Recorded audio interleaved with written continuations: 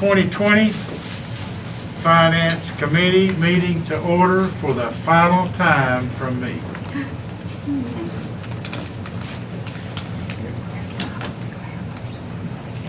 And I will turn it over to the Director of Schools and the Director of Finance. Y'all can fight over who goes first. He's boss, so there's no fight. Then I guess you can go ahead and Okay. Jennifer, are you gonna have the BOE Connect pulled up or anything, or? I'm just gonna let you pull it up on the screens. I'm gonna ask Mitch if he wanted me to. Okay. Mr. Meredith, did you want me to lead BOE or do you have it? He's muted. You're muted. Sorry. That's okay. I'm fine, I'll pull it up. So you're good? Okay, then I'm good. I won't worry with it. So where do I get to see it? You can either see it on there or Brad's gonna pull it up, everything up on the big screen. Okay. So it'll be easier to see. The view, when I pull it up, the regular document, well, it's a little easier to navigate sometimes. Yeah, it's I just easier. can't see it up there very good. It's my problem. Let's see if I can. Well, this is the agenda, so let me just, real quickly, the agenda. You'll notice the only thing different in the financial statements for June is that I've got preliminary unaudited in there. And that's because the books aren't officially closed yet. We're getting very close, but there certainly could still be some audit adjustments for end of year. But what we have today is what we have as of today. Just know that it could change for the final audit report. So are you asking for a preliminary approval? It would be approval with what we've got today, yeah. So that's a preliminary I guess it approval. would be, yes. And then you'll officially accept the audit report when it's released later in the year. I won't be here. I can't do that later. Well, somebody will, I guess. At least 5 of you, hopefully. What we have on here on number 3, and I'll explain this, the reason there's a policy on here is there's something that's kind of pressing that's came up and there's no policy committee been scheduled, and it's just simply to officially have the board approve something that, from my understanding, has been going on for years anyway, before I even got here, but the auditors want us to have it in official writing. And what that is there's some teachers each year for curriculum development mainly, or sometimes they might be required to go to professional development, and it's outside of their normal 200-day contract. And in the past, the hourly rate, there's been an hourly rate paid of $33 an hour. Well, since I've been here, I've never been able to find out where that rate come from. But what I have gathered is, I don't know how many years back, way back, there was some grants that were written, and in those grants, it was $33 an hour, and that number seems to have just carried forward for years before I got here. So auditors have no problem with it. They just want us to officially recognize it, have the board officially vote to recognize it. So you can choose to do it, or you can change it or not, say nothing. But what we have wrote in here in a draft that we'll go over is just some language at the end of that policy that states that. And, So you want us to approve this policy? through finance, because it is payroll, it's a Okay. financial matter. But And, it's my understanding that there's no trips, or is there anything extra that this would apply to right now? This maybe not right now. There was some curriculum development that happened here over the summer. But there may very well not be any required professional development, and this would be within the constraints of the existing budget anyway. So if there was ever a time where there was not budgeted dollars available for it, then they wouldn't be able to do it. So, Mr. Chairman, I have a question. Go right ahead, sir. Oh, okay, thank you. Brad, I'm reading the language at the end of this, and it says teachers who are doing additional curriculum design or professional development outside of their Washington County schools contract. I mean, I don't know what that means. I mean, I know what it means, but I don't know why teachers aren't part of their contract would be partly curriculum design. Are you That's on- what we're hiring them to do. Are you on page 5? I am looking at the last page of the policy, the green that Brad is wanting to change, or that we're acting on. he's got a little ahead of me, but I'll just pull it up. I did. This is what. Well, the only thing that's changing. Yeah, isn't it? that's Okay. exactly right. It's only that verbiage that, Okay. that it's basically the board's officially approving what's been being done for who knows how many years. And it's outside of I the, get- teachers are on a 200-day contract. So their annual contract is not 365 days a year, it's for 200 days, specified hours, and it's for work that's done outside of those 200 days. Dr. Flannery, I have a question.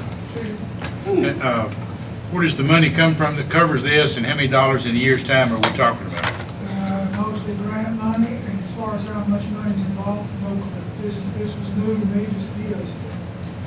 It's been being absorbed out of the teacher salary expense line item for years, and that's salary line item 141E7110. So it's not grant money then? Some of it has been in the past, but some of it has, the part that's not grant money has been absorbed out of the teacher salary line. That's the big 22 million plus salary line item. Apparently, this predates me by decades. Yeah, Dr. Holcomb's the one that told me that there was some grant money. Evidently, it might have been 20 years ago, I don't know, but where it all started. I have no idea, because it's never been documented, and that's where the auditors have called me out on it, just saying, we have no problem doing it, it's just the board needs to officially adopt it, in What? writing. But you're asking us, Maybe Dr. Flannery could give us an example, give me an example of, what's something that a teacher would be asked to do outside of their contract? Come in during the summer, like outside of their 200 days to help work on, let's say there's brand new math standards that we need to put wheels under and get ready to teach it in the fall. The supervisor might ask 8 or 10 or 12 teachers, maybe one from each school, to come in and work on a curriculum guide. All right, we couldn't pay them because it's out of the contract, so maybe give them $33 an hour, maybe give them $100 a day, something along those lines. What Okay, about, all right. does that I understand cover what Chris you're saying. Tipton when he comes in and does all the, Mr. Tipton is already on a standing contract because he has to do printing every year anyway. I believe he's on 11 months. oh, okay. so this wouldn't apply to 11-month or 12-month contracts then, would it? If you're on a 12-month contract, you can't make it more money.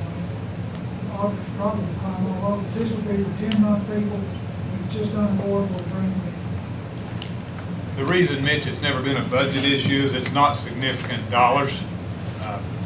It's not Okay. been a budget breaker, it's just not a lot of funds that's happened over the Okay. years.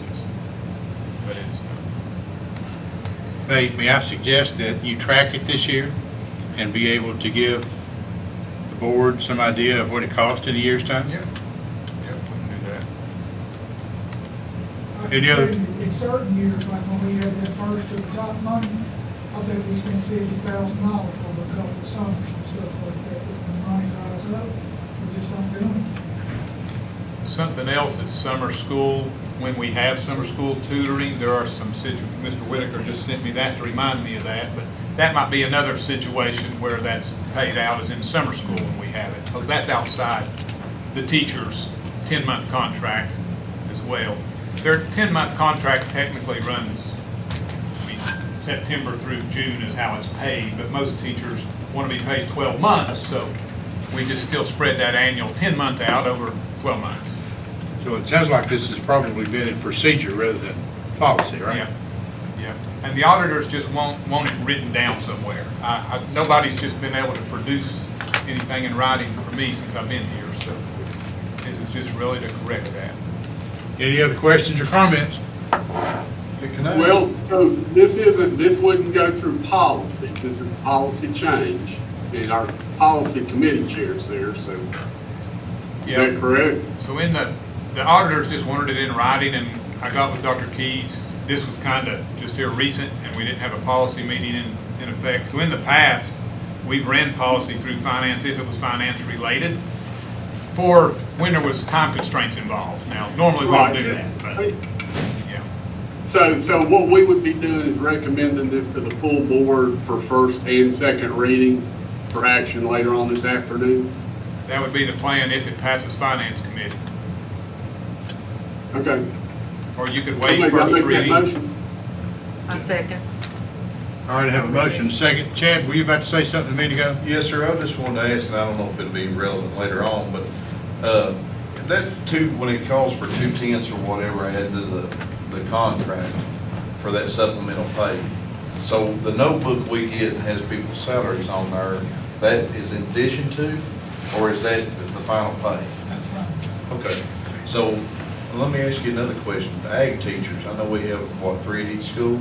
I've got 3 at Crockett, no, 3 at Boone Hill Crockett. Is that relative to the motion that's on the floor? If, Well, it's in your supplemental policy. You talk back, Chad. you're talking about 11 through 16 here, though, that's what the motion, I don't want to get sidetracked here against the motion. I'll bring you back in a minute, if that's okay. Is there any other question or comment concerning the motion? Hearing none, all in favor say aye. Aye. All opposed? Motion carries. Chad, proceed. That's all. We'll No, wait till 9. That ain't no big deal.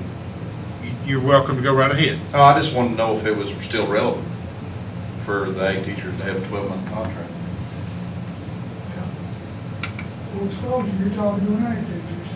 Well, I know, but I know it was different today. It's different today than what it was then. Absolutely, it is different. I think our ag teachers focus on a lot of other issues, since we don't have a whole lot of agriculture on the farm. That's why they have a lot of ag on campuses.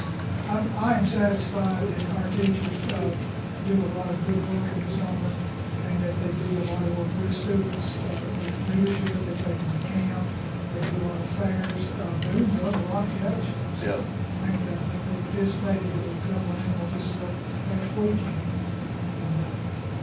I am satisfied that we get bang for our buck out of our ag teachers, even in this day of not having a whole lot of harmony among our students. I know they have to water every single weekend. They have to be there to take care of the greenhouses and things like that on the weekends. So during greenhouse months, they're working 7 days a week. Okay. I just didn't know if it was still relevant today. I know on this side of the county, they're working 7 days a week.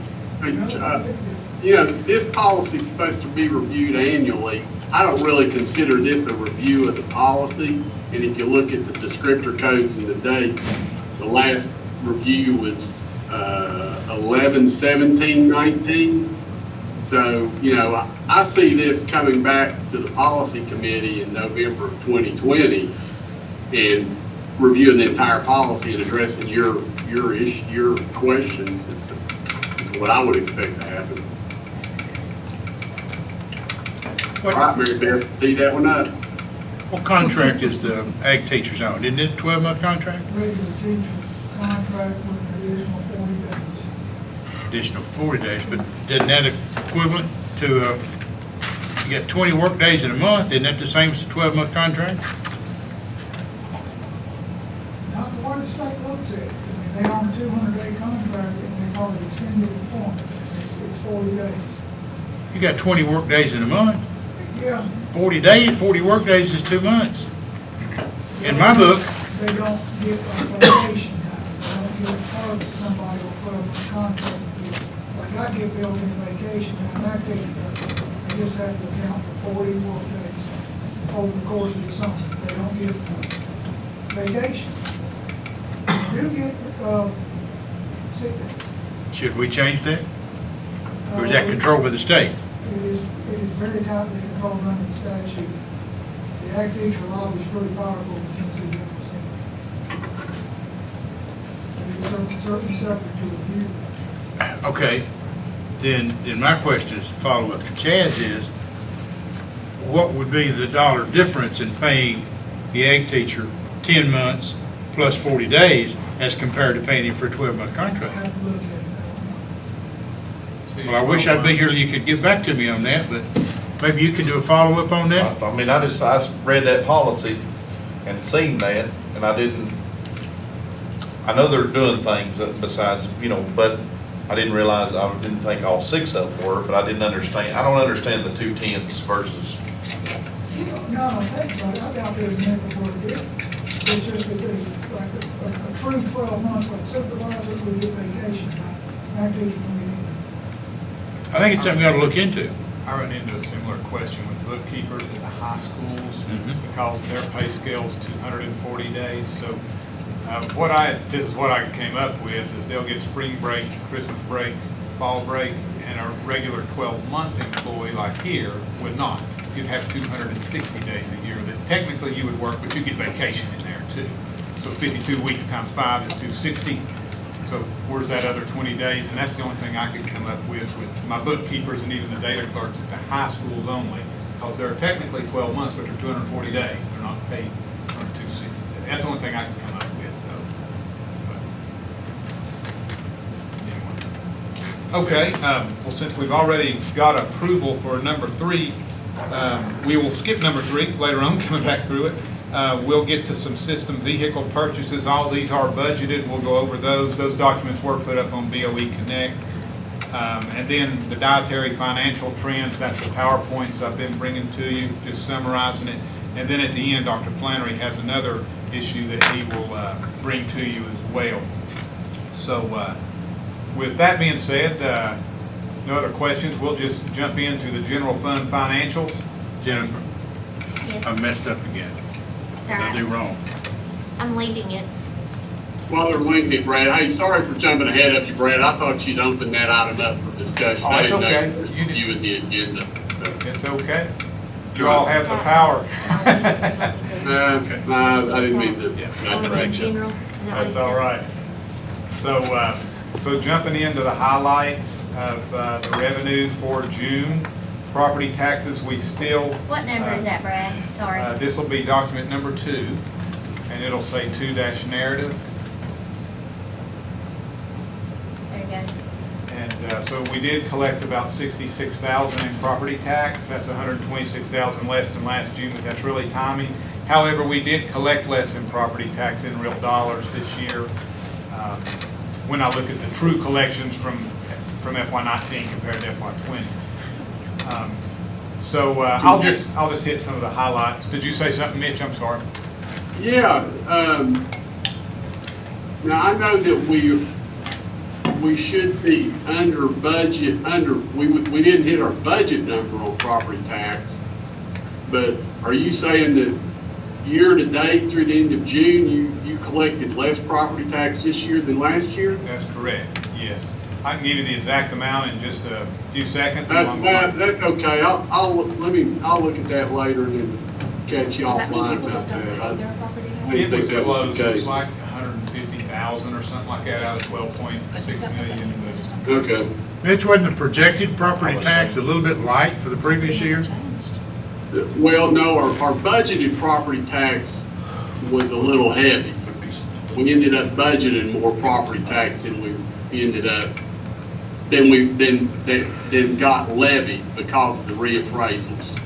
So that's what I was getting at. If you should be short on the budget side, I mean, compared to budget, but I thought I'll have to look, but I thought we had collected more property tax, our property tax collections were equal to or more than last year. Same time. He's So back. if ADA changed, that might have, which way did ADA go? It was very minimal. It was 11/100% in Johnson City's favor. The Yeah. estimate's about 60K for everything, not just on property tax, but if you look at everything, that would have been the estimated impact. Okay. Roughly, give or take some. So just since we're on the subject, last year, we truly collected 12,809,000 and some change. But this year, I'm showing that we're at 12,571,000, so that's actually a little bigger of a variance than I first said. Yeah. That's about 237,000 less. That's what I showed. Okay. Now, of course, sales tax ended up coming in better. We'll talk about that in a minute. We were surprised on, good surprise on sales tax. I'll skip over just for time purposes the lower dollar ones and go to more of the higher ones here. So we did get 207,000 in what's called payments in lieu of taxes, local utilities. That's consistent with last June. And then here is the local sales tax data, 1,180,590, and that was actually 23,500 more than last June, and we really didn't know what to expect this June because this is for the month of April when everything's shut down, which means, and we don't have the details, Mitch, I know, but it had to just shift, maybe to grocery stores, because I know my son works at Food City and Gray, they had record profits in the month of April, they told him, and online sales, so it just must have shifted. Because it definitely didn't come from restaurants like it did the previous June. No, people were having to cook. Yeah, that's a good point. And people were home, so they were doing home projects. Yeah. To Lowe's. Yeah. So, we'll talk about the yearly result here in just a moment, but a good surprise for us on the sales tax anyway. Business tax, very consistent with June of last year, 72,882. And then our community service fee, obviously, it's tanked. It's down close to 100% almost, but 4,050 came in that revenue line item, just some carryover stuff. That's 62,000 less than the year before because everything was shut down. So what was our expenses in that category? It would have been very consistent because we continued to pay full salary benefits, which is 80% of all expenses. So the only savings would have been in some minor supplies, but the full salary and benefits would still have carried. So we still paid those folks? yes, we did. So certainly because of COVID, this program will be definitely in red this year. So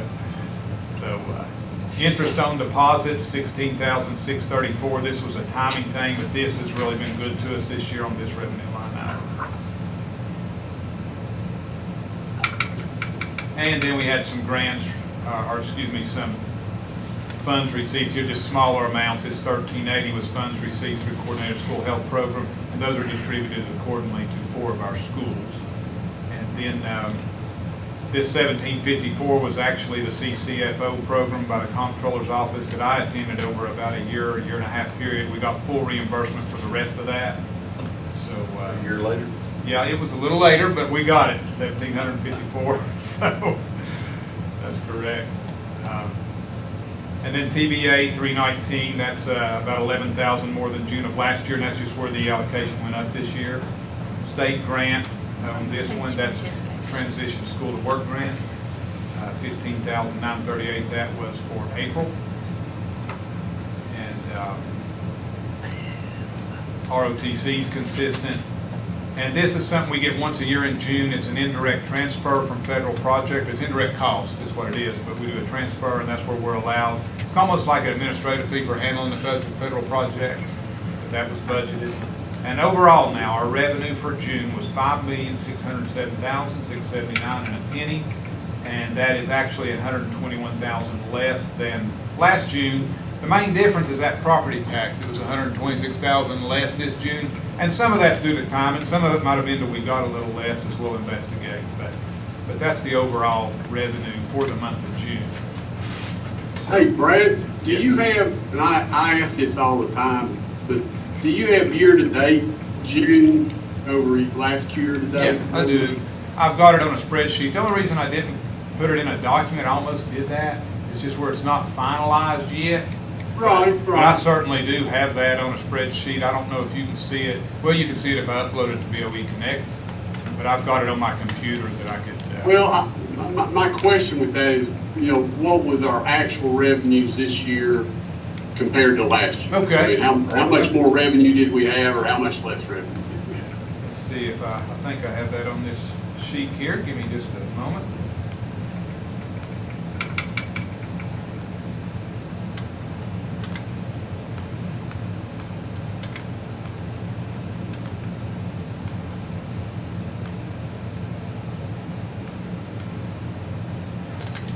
Aren't you colorblind?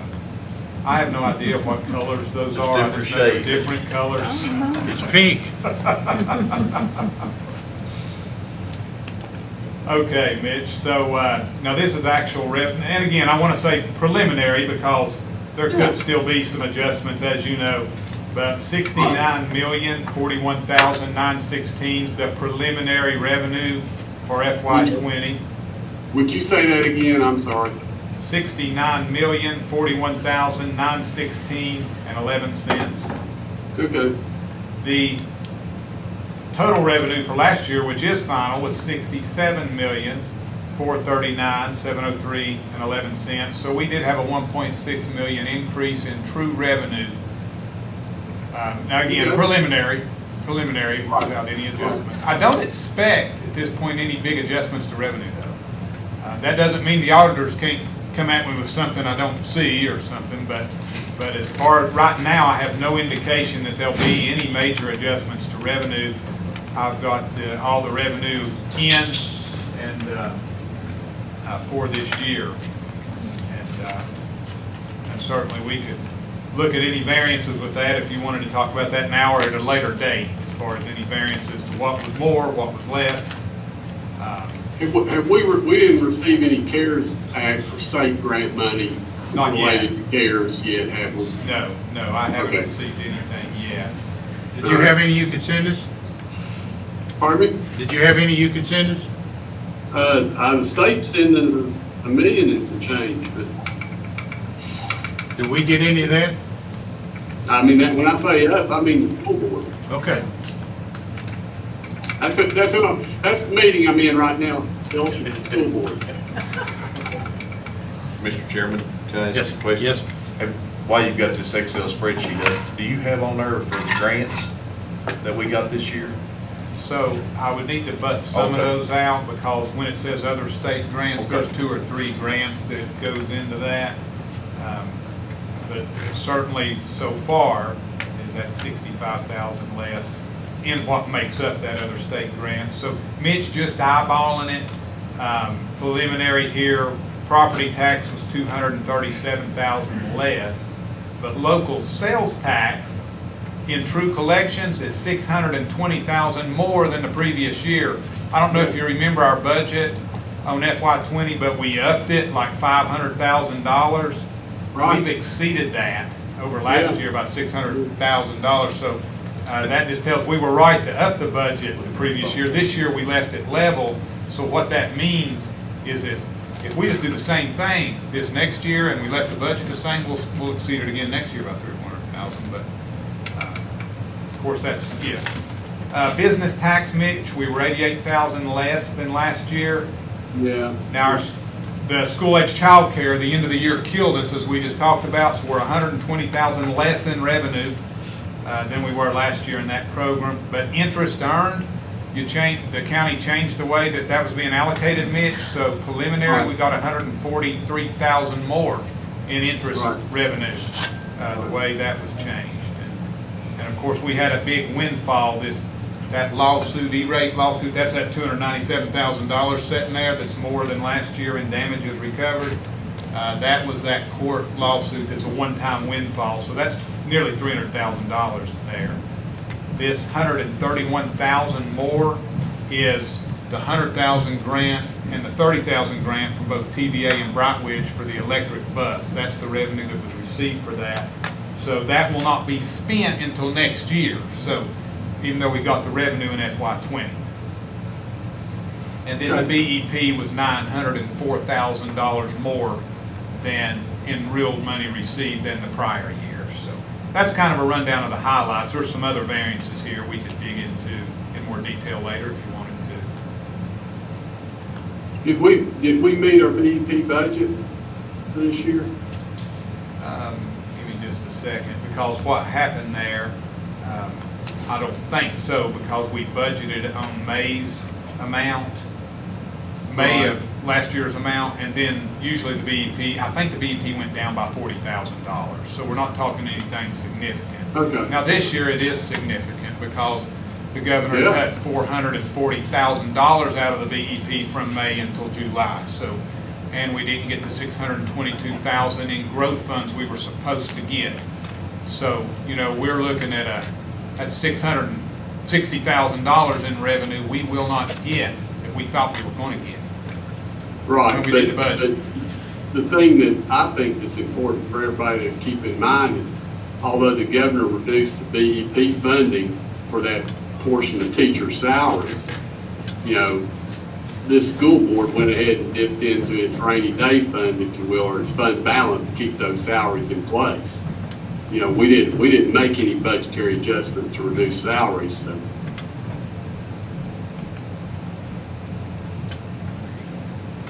You gotta pay them, it's gotta come from someplace. Right. Okay, and to answer your question, did we meet the BEP budget? We did not, even though it was 900,000 more than the prior year, Mitch. We had a budget of 35,581,000, and what actually came in was 35 million, okay, I'm wrong, 35,631,000. So we did, we got, it was an insurance adjustment in January. That's why that came in a little higher. January, we had an adjustment, and there was, I'm guessing it was $60,000, $70,000 that came in. I forgot about that.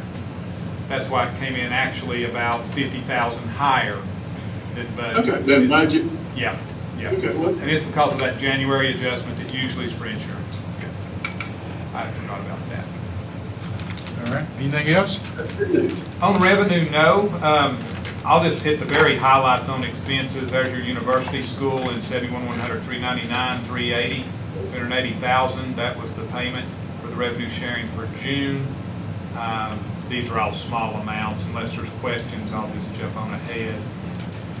Here's 72,250, 399. That's technology, and this is the big one here is this Renaissance Learning, 93, nearly 94,000. That's your Star 360 testing. That's the annual fee for that. We have Gov Connection, a 3-year subscription, 29,000, and Blackboard, the renewal for that, 10.5. And then we have some Chromebooks. A large amount of Chromebooks were purchased with license, all within budgets, 79,000. Security cameras, 8,000. And then the Sonic walls, NSA 9250 Sonic walls.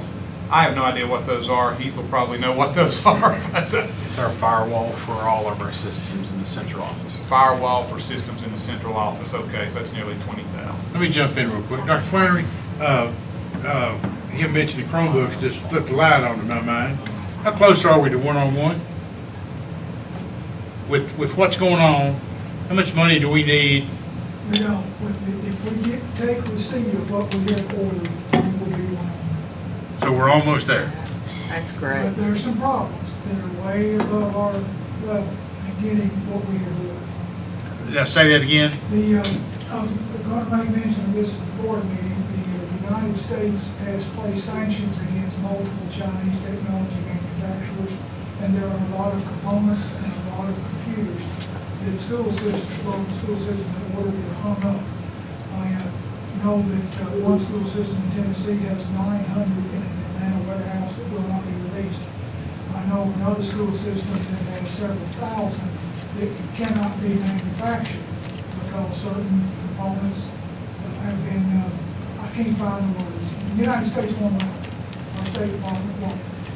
We expect our delivery in late August or early September, and if we get those, we'll be one-on-one. We have found a stopgap, bought, was it 200? 200 just this week. That's all we could actually get. That we know we can lay our hands on. And as of today, we've issued a little over 4,000 that the kids are taking home. So we don't know that we'll need them, but that's a long answer to a short question. Yeah, that's right. We're real close. We're Okay. weeks away, we hope. That gives me the answer I need for some of the folks out in the community that's been asking me that question. So, thank you very much. I'm sorry to interrupt. I'll try to flesh that out a little bit more when we meet it. Great, thank you very much. That's great. So just really scanning through here, 72,410, this is 34,000 in total line expenses. You can see some of this was, a lot of this is Daniel Boone High School baseball field, and this, of course, this was allocated in the budget, of course, out of the line Danny could have, Danny and Josh split a line there. Did Crockett do pretty much the same thing with their baseball building? I don't know the details on that baseball building in Crockett. Do you, Doctor? I've been down there and looked at it. It's a very nice building. I think it's a little bigger than the one Boone has because it started out with a bigger shell. Yeah, yeah. But they've pretty much paid for it, haven't they? Or have paid for everything. You know, I couldn't swear to that. Not Crockett, but the Boosters Club. Oh, yeah, I mean, we didn't, the board didn't put any money in. Yeah, we did. Yeah. Probably, I don't know.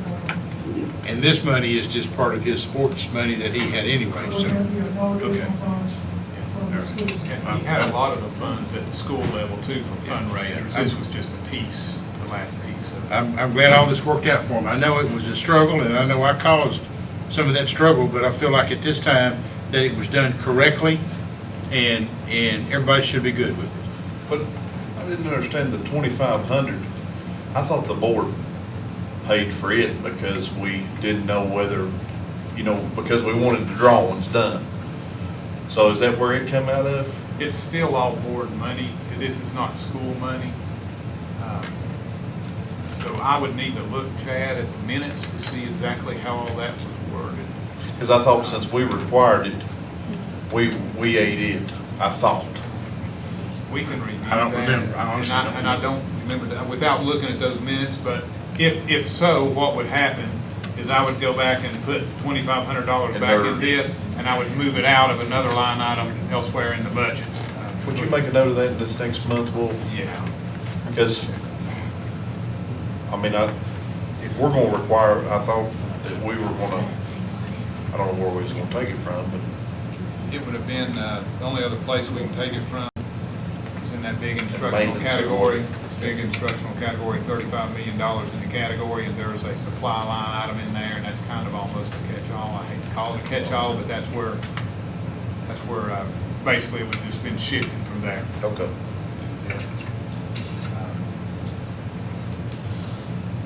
This seems cheap for the sod, but Yeah. pretty much is there.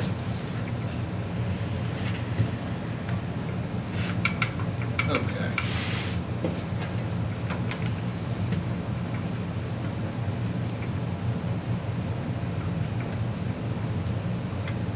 Dr. Flannery, did the baseball field at Crockett get pretty much healed up this summer? It was good. Good. I haven't been down there, so, All our fields were great because nobody set the foot. yeah. They haven't suffered any abuse, have they? And the water's been turned pretty good? In water, The water coming down the road at the baseball field? oh, yeah, there's been no standing water. And I go down there a few days, take pictures because it just interests me. And since they got that last drainage project down there, there's not been any. That was a French drain they put in, right? Right, and I would say the field at Grandview would rival the field at Neyland Stadium. Really? Great. Everybody overlooked it. Beautiful. Good. Impressive. With the Maybe rest, it'd be a good time to do a school tour. No. Uh, I'm kidding. I'll jump due to time constraints just to the end here unless we can go back and answer any questions. But overall expenses, remember the month of June is our biggest expense month of the year, $11,736,059 in expenses. Now that is $531,000 less than last June. Now remember, this isn't final. There was some major true-ups last year at the end of the year audit, and so that's the big reason for this 500,000 gap, because last year is in line 71,100,207, the medical insurance line.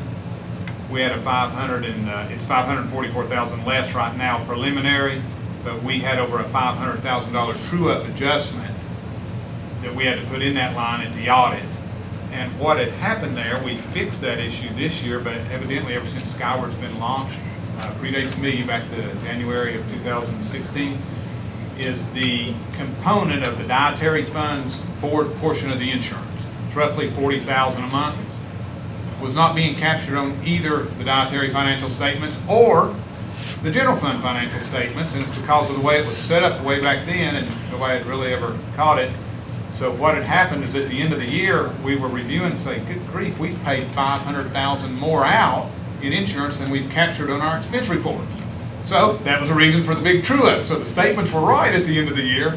But what's happening now is I'm able to each month, I'm doing that report now each month, and I'm pulling out that approximately $40,000 a month and expensing it out monthly on our general fund.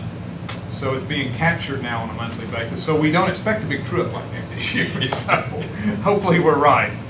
And but that's right now, preliminary speaking, to the results. So, hey, Brad, while you're talking about the employee health insurance, you said that 71,100,207 account, right?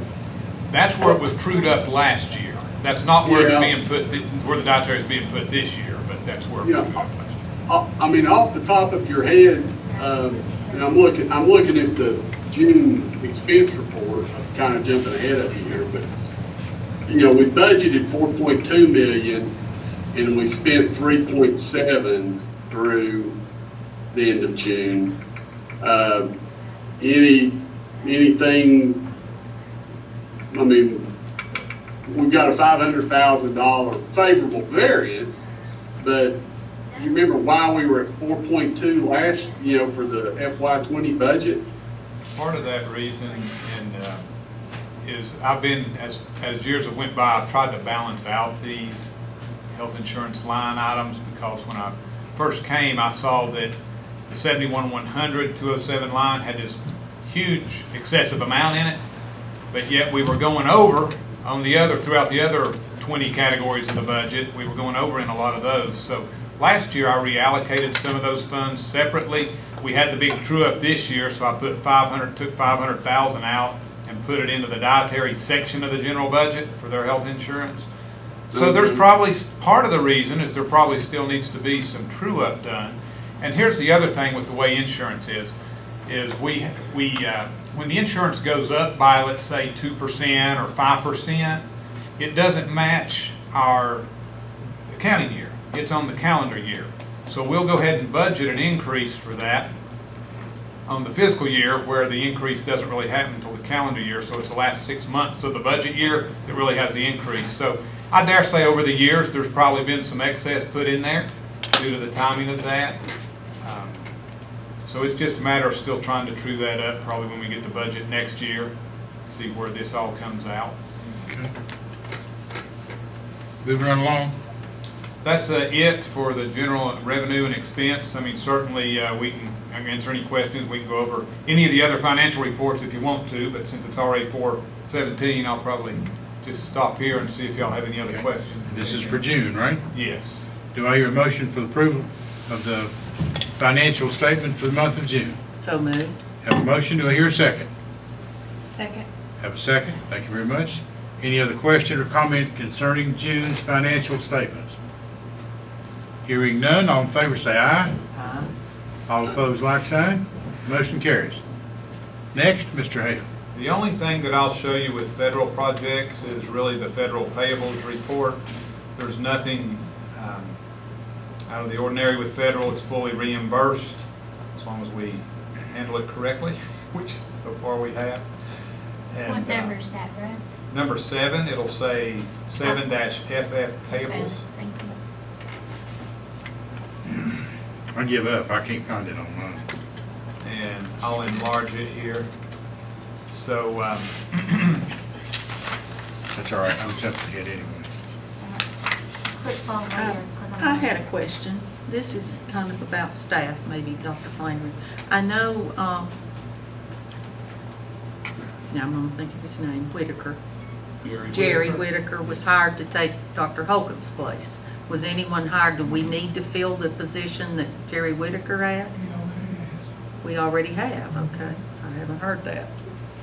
Thanks. Kind of a second tier sort of a position that I ordinarily would not alert the board. Okay, well, I just didn't know if there was a progression there. Thank you. Yeah. And those positions are federally funded too. That's what I, Yeah. that's what I figured, so No that's why, effect on the general that's what I budget. asked it during the Yeah. federal funds Yes.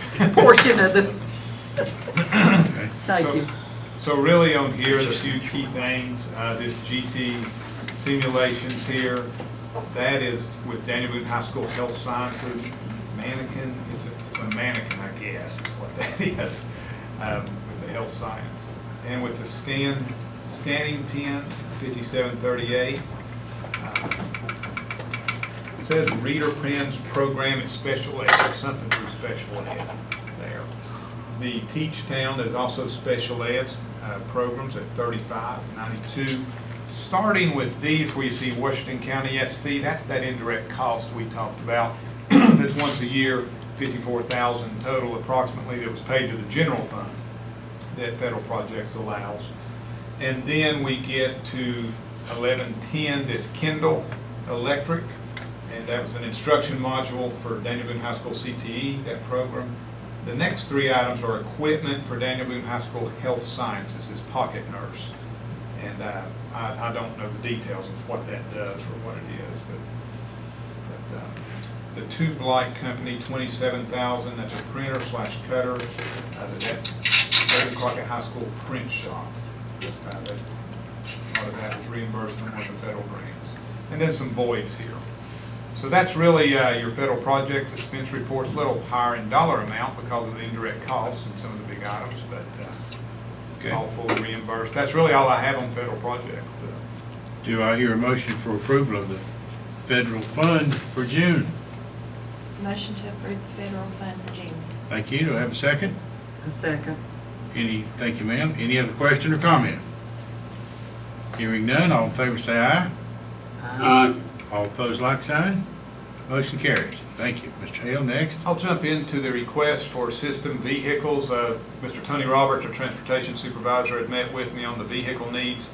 These are all fully budgeted, so so none of this is outside of the budget. These documents have been on BOE Connect as well. This is a summary of the documents that are on there. If we want to get into the details of each one of these, we certainly can. It's on there. But this is a summary. So the line item that's got the budget dollars in the budget is this, 141-72710-729. The budgeted amount's $172,840. That's what's sitting in that line right now. So this is a dump truck. This is a one-ton dump truck, quantity 1, $37,000. And this actually was to replace a dump truck that the system had up to 2 years ago that wasn't replaced. And I'm told it's definitely helps things out a lot to keep one of these on staff or keep one of these handy.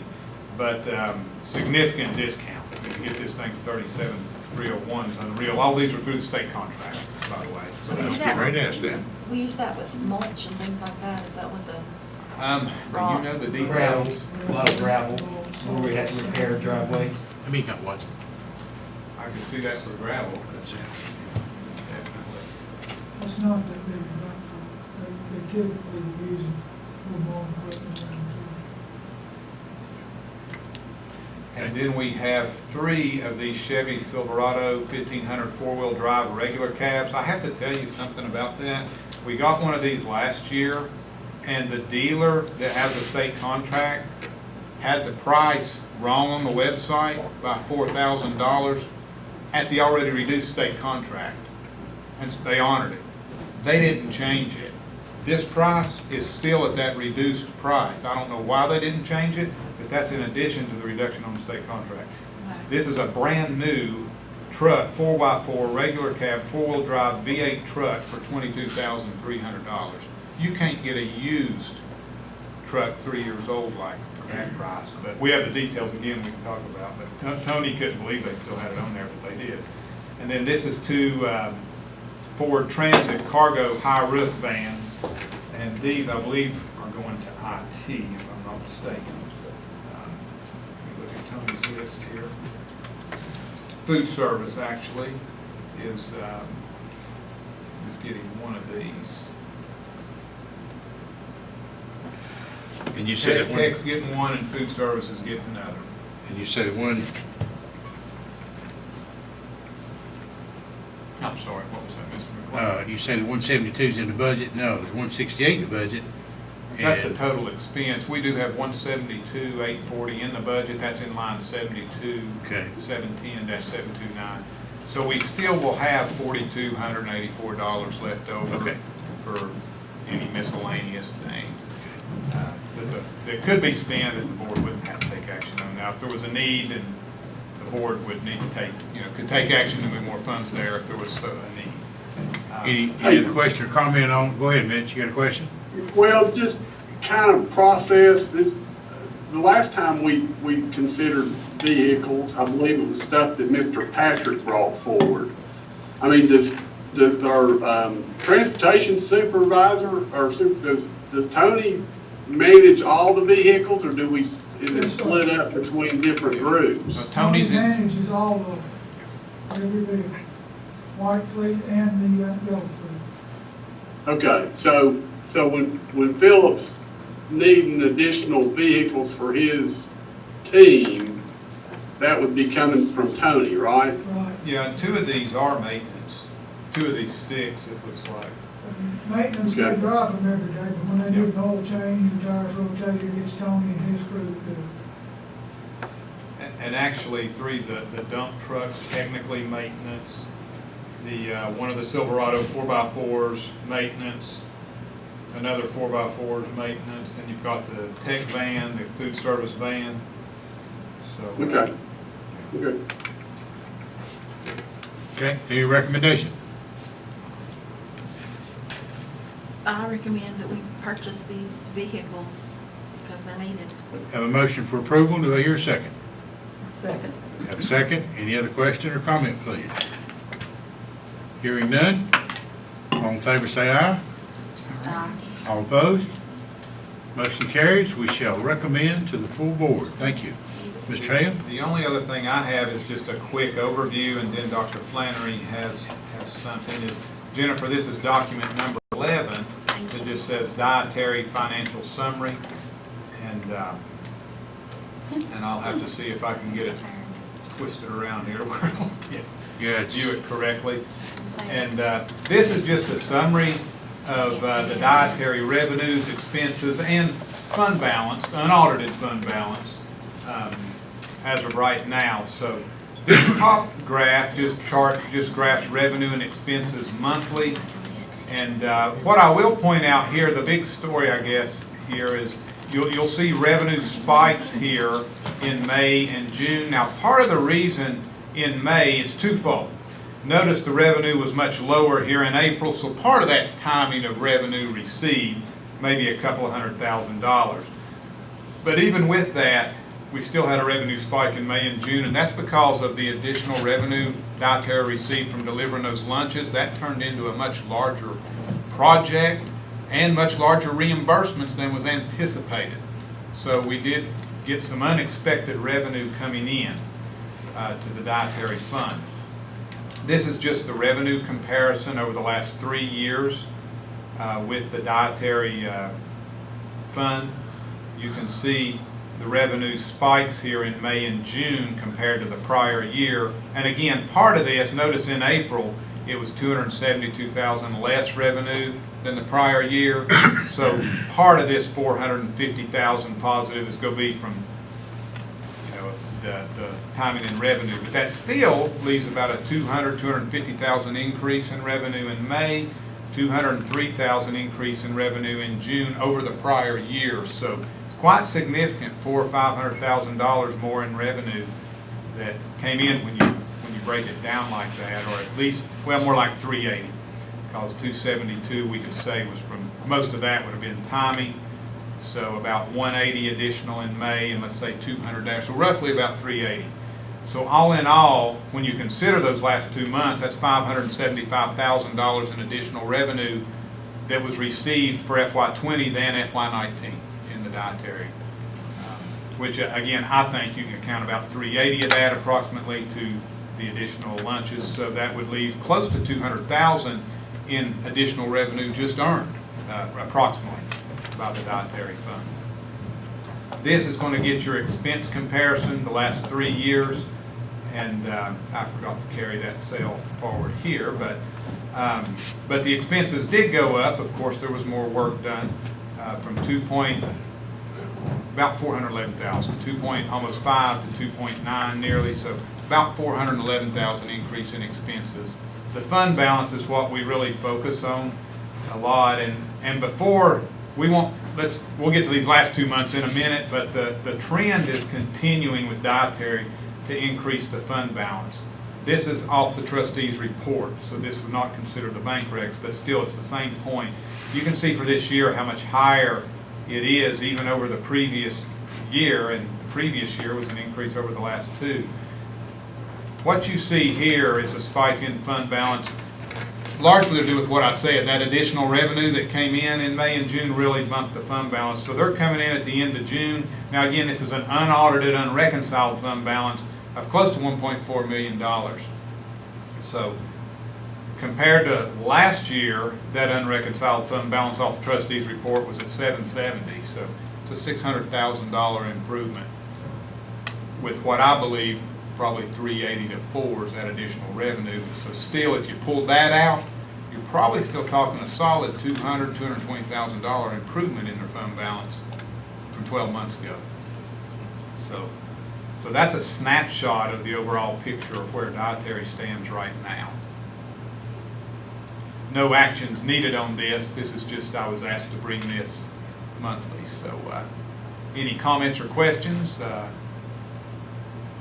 And I was looking for it here, but I can't find it.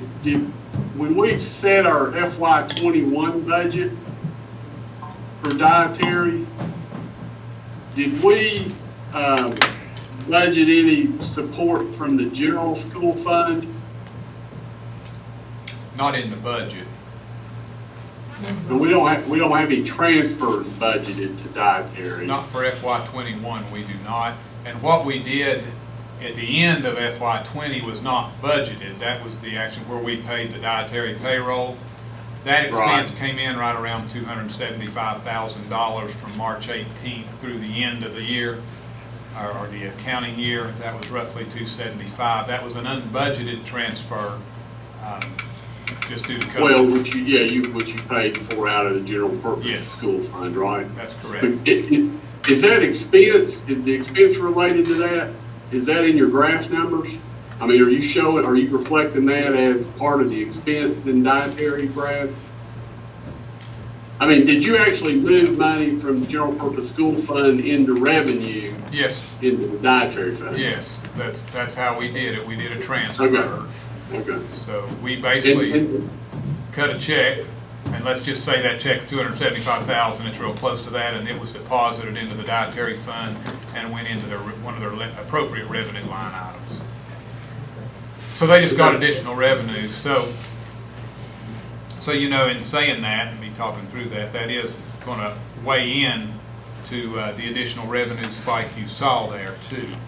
Of course, normally they would have had that.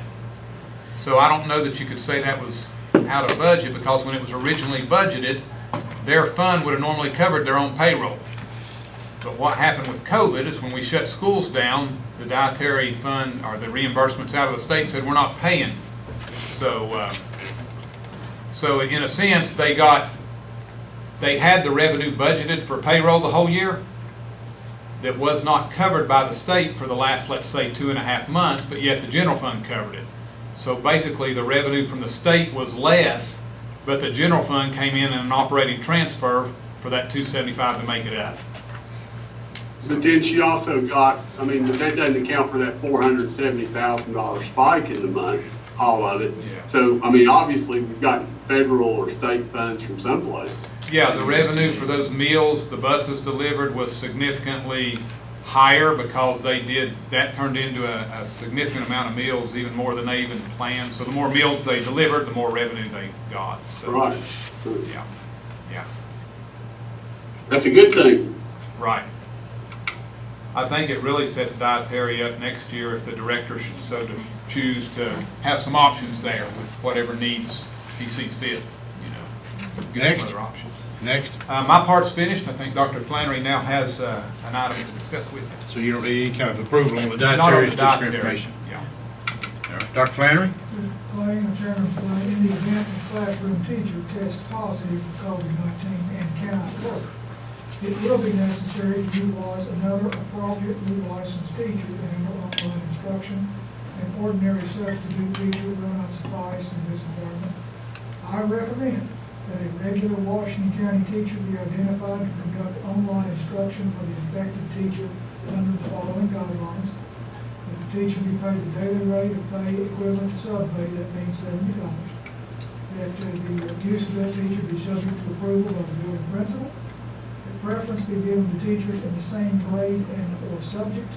And finally, the preference be given to teachers in the same school. I'd like to make that recommendation to the committee. All right, explain it to me in simple terms. Uh, You're saying you want to take a regular teacher and pay her sub-pay to cover for the other teacher. Can she have time to do that? If they're retired from air system. No, somebody that's actually On a full-time teacher. full-time teacher. Oh, a That's full-time what I understood you teacher. to say. But I No, thought, no, I thought you said you couldn't do it on 12 months, or, well, a 12-month contract. It's a 10-month contract person. So these are people that don't have a job, that want a job. No, No. these are These people are- already in the classroom doing their own classroom work. Let's say you and I were teaching second Okay. grade, and I got sick and had to go home, COVID-19.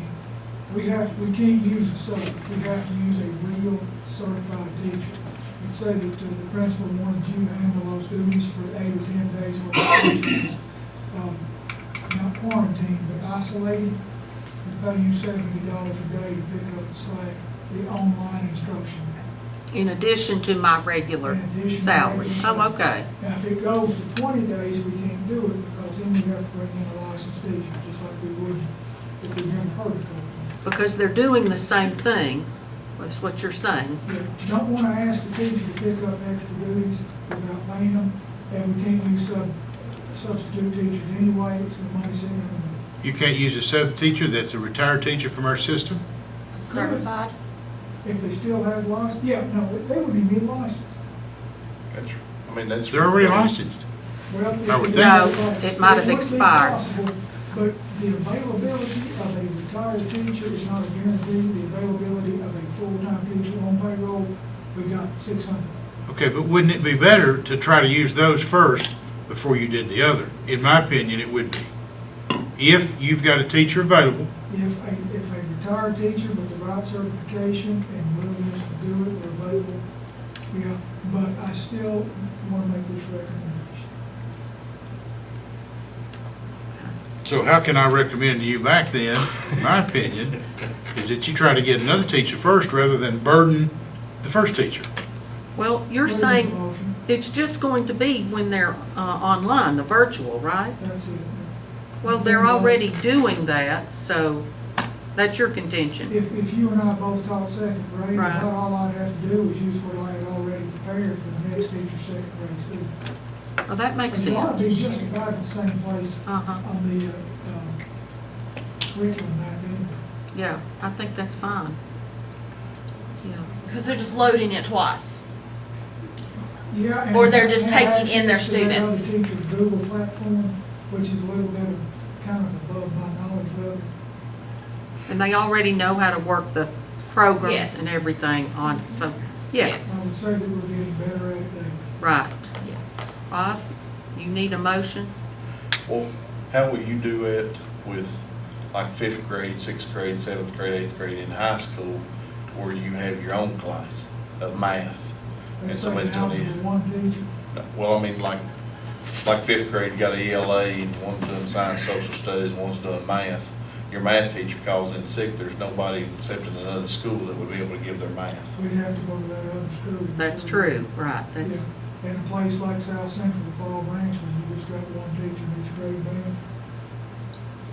That's pretty easy when you're virtual. Pardon? right. I said, it's pretty easy when you're virtual.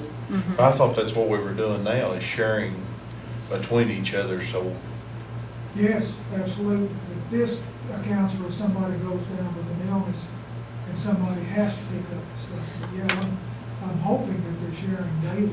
Well, there's a lot of these teachers that have pre-recording their lessons throughout. So they may only have to go in there and just upload everything.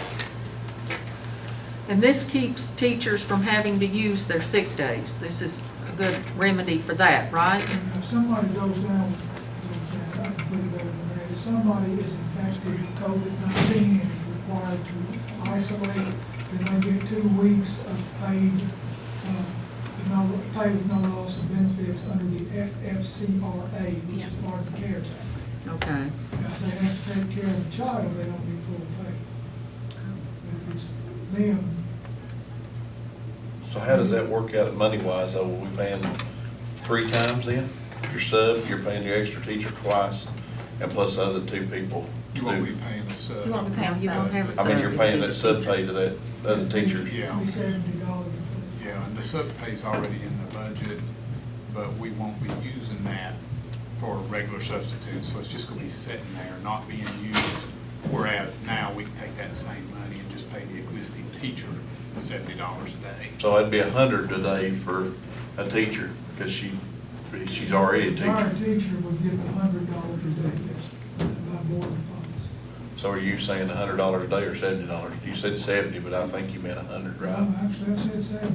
He said 70. 70 for teachers that are already getting their salary, but they're doing extra. And I think that's a good amount. I think it's fair. Yeah, I think it's fair. Put in the motion. I'll put it in form of a motion, yes. Second. Thank you. Brad, do you understand how to word that correctly? Yeah, and I'm gonna borrow a copy Got of it, your sheet, right. yeah, because I'd like to use your verbiage in the report. In fact, I think it's very generous because normally you might be asked to do that anyway.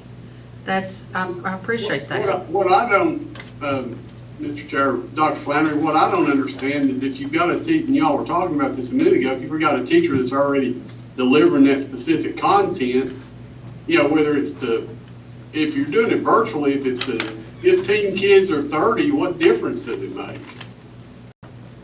So, I mean, I'm not gonna vote for it because I'm just not real comfortable with where we are with delivering virtual content anyway, so I'm against it.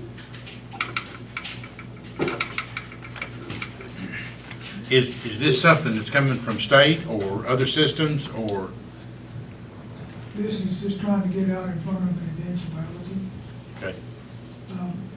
I don't want to put a principal in a position of going to a teacher and say, look, so-and-so's going to be out for 10 days, I need you to pick up their slack and have nothing to offer. I agree.